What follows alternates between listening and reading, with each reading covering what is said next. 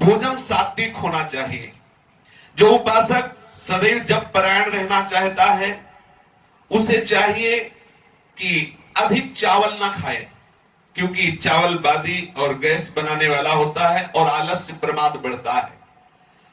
और मूंग की दाल, पतली रोटी या भिक्षा की रोटी या कोई सब्जी एक वक्त या 2 वक्त थोड़ा थोड़ा करके पाले।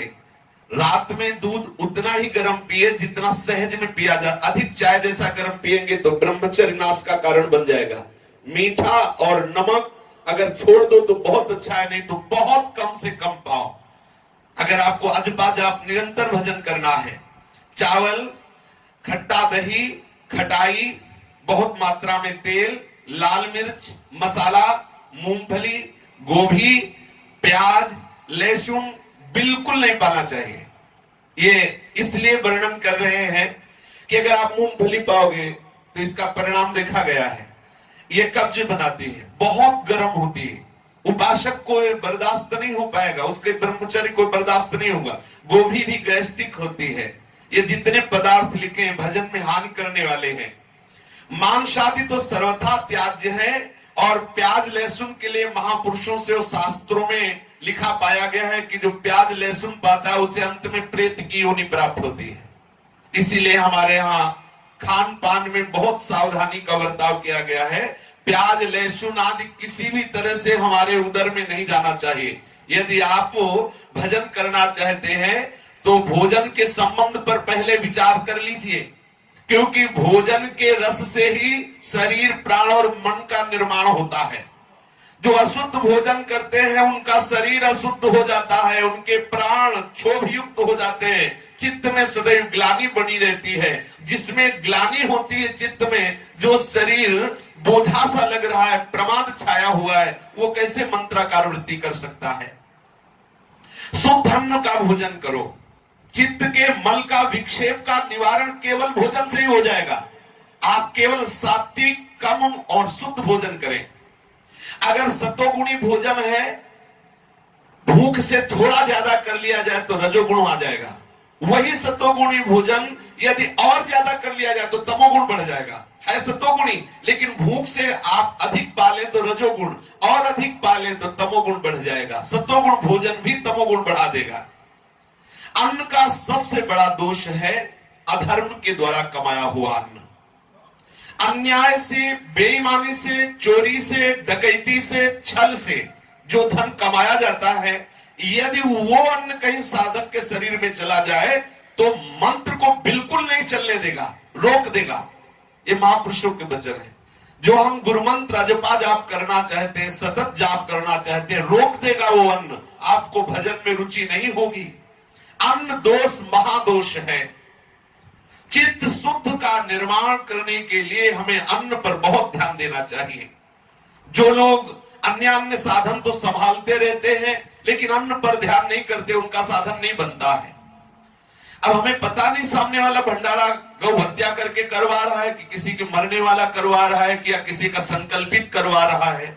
वो दवाया 5 लाख दे दिए, संतों को पवाओ, संतों की बुद्धि क्या होगी, किस तरह का अन्न धन है, ये थोड़ा देखना चाहिए। अगर हमें पता ना हो कि किस उद्देश्य से भंडारा कराया जा रहा है, कौन करवा रहा है, तब तक नहीं पाना चाहिए। क्योंकि अगर वो वैष्णव नहीं है, वो किसी गलत आचरण से करके पवा रहा है, तो हमारी बुद्धि निश्चित गलत आचरण में हो जाएगी, निश्चित। ठाकुर जी के महल में जो भोग लगता है वो वही पचा सकता है जो रात दिन वहां सेवा करता है। नहीं तो थोड़ा किनका प्रसाद लेकर के विरक्त हो तो माधुकरी वृत्ति से जो भी प्राप्त हो ठाकुर को अर्पित करके पाओ। क्योंकि मधुकरी महाप्रसाद है, परम शुद्ध अन्न है, उसमें किसी का अधिकार नहीं। जब दरवाजे पे जाके राधेश्याम बोलते हैं, जो टुकड़ा मिलता परम पवित्र, और गृहस्थ अपने द्वारा कमाए हुए, सतधर्म के द्वारा कमाए हुए धन से अपना उदर पोषण करे। अगर ऐसा करेगा तो मंत्र सहज में स्फुरित होगा। अन्न दोष होने से भजन में मन नहीं लगता, किया हुआ भजन का जो अनुभव वो भी छूटने लगता है। तमोगुण की वृद्धि हो जाती है। अधिकांश फिर साधक आलस्य और प्रमाद में पड़ करके गंदी क्रियाएं करने लगता है। देख लो, ये महापुरुषों के वचन है। यदि आपका आहार शुद्ध नहीं होगा तो प्रमाद, आलस्य और गंदे आचरणों में रति हो जाएगी। उसके चित्त का मल दूर होना तो दूर रहा, और मल अपनी कमाई का अन्न, दूसरे का चित्त जिसमें ना दुखा हो, बेईमानी ना की गई हो, ऐसे अन्न से अपना चित्त शुद्ध करे गृहस्थ और सतत भजन करे। और विरक्त सदैव माधुकरी वृत्ति से अपना उदर पोषण करे। वैष्णव जनों से, ब्रजवासियों से अन्न लेकर के, आवश्यकता की सामग्री लेकर अपनी साधना में मगन रहे। भोजन में सबसे पहले बात देखनी है कि ये भोजन पवित्र है कि नहीं, किस उद्देश्य से दिया गया, तभी उपासक ले। माधुकरी में इसका कोई विधान नहीं। पूर्वज जो हमारे गुरुजन हुए हैं, माधुकरी वृत्ति में अगर कोई 4 रोटी और ढेर सारी सब्जी दाल और ये सब दे तो नहीं लेते थे, या तो आधी रोटी। हमारे गुरुदेव भगवान ने बताया कि वैसे उत्तम है 4 रोटी का 1 टुकड़ा, अगर ऐसा नहीं तो आधी रोटी, अगर ऐसा भी ना हो तो 1 रोटी। अगर 2 रोटी ले ली तो इसके बाद फिर माधुकरी वृत्ति ही नहीं मानी जाएगी। आप बैठ के पा लिया, फिर क्या, फिर 4 रोटी एक ही जगह से सब बंधवा लिया, ये नहीं। हम 5 घर जाएंगे, प्रारब्ध अनुसार भगवत इच्छा से जो मिलेगा वो ले। थोड़ा थोड़ा, अगर दाल सब्जी थोड़ी थोड़ी ले ली, 1-1 टुकड़ा रोटी, आधी आधी 1-1 ले ली, 5-7 घर चले गए, 7 रोटी हो गई, हमारा काम बन गया।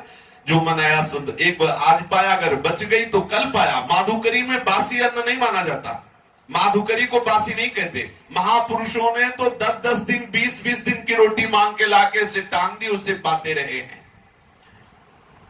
जिसमें किसी का हक मारा गया हो, बेईमानी की गई हो, या किसी के संकल्प के द्वारा ऐसा पाने से साधक का मन जो है वो भजन से रहित होने लगता है। जब कभी तुम्हारा भजन छूटे और कामना जागृत हो तो 2 बात देख लेना, या तो भोजन गलत हो गया, वैष्णव अपराध बन गया, नहीं तो साधक जो भजन करता है उसका भजन छूटना और काम आदि दोष आना हो ही नहीं सकता। जहां भजन है वहां काम कहां है? अगर आ रहा है तो 2 बात देख लो, भोजन अशुद्ध हो गया या कोई वैष्णव अपराध बन गया। भोजन में 3 प्रकार के दोष माने गए हैं, जाति दोष, आश्रय दोष और निमित्त दोष। जाति दोष वो है जो स्वभाव से ही कई पदार्थों में रहता है, जैसे प्याज है, लहसुन है, शलगम है, गाजर है, ये जाति दोष युक्त आहार है, इसे नहीं पाना चाहिए। जो शास्त्र कह रहा नहीं पाना चाहिए, बिना प्रश्न किए हमें छोड़ देना चाहिए, वो नहीं पाना चाहिए। प्याज, लहसुन, शलगम और गाजर ये जाति दोष पदार्थ है, इसे पाने से बुद्धि भ्रष्ट हो जाती है। देखो अभी पीछे निकला था कि जो प्याज लहसुन पाते हैं उनको मरने के बाद जो है वो प्रेत योनि की प्राप्ति होती। प्राय हर संप्रदाय में निषेध। हमें तो नहीं लगता किसी वैष्णव उपासना में या किसी उपासना में अगर प्याज लहसुन का तो कहीं हमने नहीं देखा। आदि गुरु भगवान शंकराचार्य की उपासना में पहले ही बोल देते हैं, तुम्हारे यहाँ अगर भिक्षा में प्याज लहसुन हो तो हमें मत देना। हमने देखा है प्याज लहसुन गाजर ये जो निषेध है, शलगम आदि, ये हमें नहीं पाना चाहिए क्योंकि ये भजन विरोधी पदार्थ है। स्थान के कारण बहुत सी वस्तुएं अपवित्र हो जाती है। जैसे दूध है, शराबी के घर का हो तो नहीं पीना चाहिए। अब यहां तो मिलेगा ही नहीं क्योंकि सबके घर में शराब चलती है। जहां शराब की रसोई से वो दूध अगर ले गाय का भी तो अपवित्र हो जाता है, ये स्थान दोष से दूषित हो गया। मान लो शराब की बोतल वही रखी, वही गाय का दुहा हुआ दूध रखा है, इतनी अपवित्र है शराब की, वो दूध उपासक के पीने लायक नहीं रह गया। फिर सोचो जो शराब पीते उनका हृदय कितना पवित्र होगा। और कहते हैं कि अरे क्या है, वो तो ड्रिंक करते हैं, यहाँ ड्रिंक करो ये, और वहां यमराज तुम्हें ड्रिंक करवाएंगे। जलता हुआ खोलता हुआ लोहा, भागवत में लिखा है, खोलता हुआ लोहा जबरदस्ती उसको पिलाया जाता है। लो गए थे भजन करने, जिभ्या से नाम जप नहीं किया, दूसरों का मांस खाया, शराब पी तो भोगो।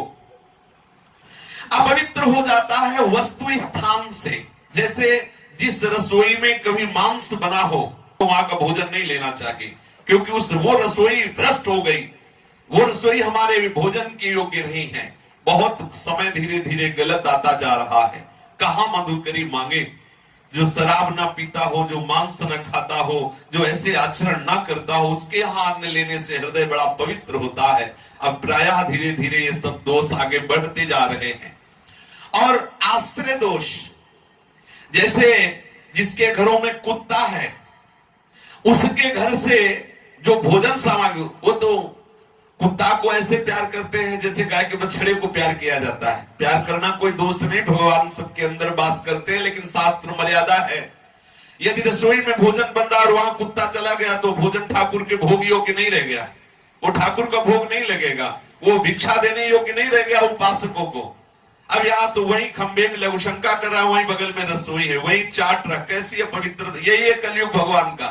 घर घर पे कुत्ता को द्वारपाल बताया गया है, दरवाजे के बाहर उसे भोजन दे दो, दरवाजे के बाहर उसकी व्यवस्था कर दो। जरूरी थोड़ी ठाकुर सेवा की जगह रसोई में और घर में सब जगह लेते उसे घूमो।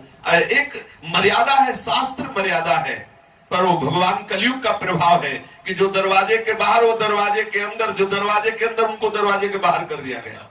ये कलयुग का प्रभाव है।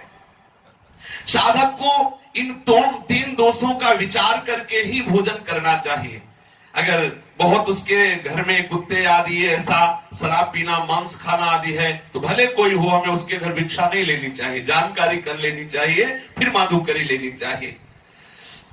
गौ का दूध और गाय का घी, सफेद तिल, मूंग की दाल, कंद, केला, आम, नारियल, आंवला और धान, जौ, जीरा, नारंगी, ये हविष्यान्न माने गए हैं। अगर इस अन्न का बना हुआ भोजन हो, इतने अन्न का, उनमें से आप लेकर पाए तो कुछ ही दिनों में अभ्यास करने पर आपका आजोबाज आप चलने लगेगा। भोजन का बहुत बड़ा प्रभाव है।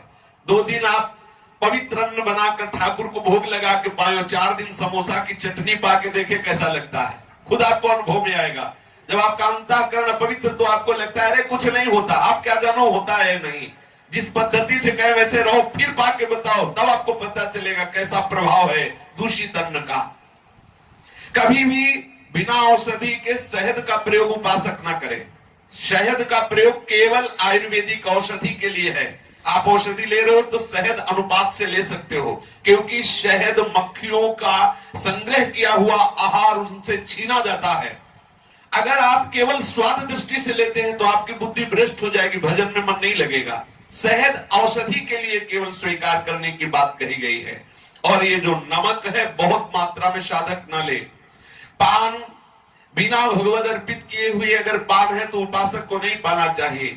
गाजर नहीं पानी चाहिए, मसूर की दाल नहीं पानी चाहिए, कोदो नहीं पाना चाहिए, माधुकरी रोटी के सिवा बासी अन्न नहीं लेना चाहिए, रूखा अन्न जो कब्ज बनावे नहीं पाना चाहिए, और जो अन्न में दुर्गंध आने लगी हो नहीं पाना, और जिन बर्तनों में अशुद्ध भोजन पका हो उन बर्तनों का भोजन नहीं लेना चाहिए। यदि हम भोजन संबंधी आवश्यकता ठीक से समझते हुए आहार करें कि ये हमारे लिए आवश्यक है, ये अनावश्यक है, और भजन में लगे तो बहुत शीघ्र लाभ होता है।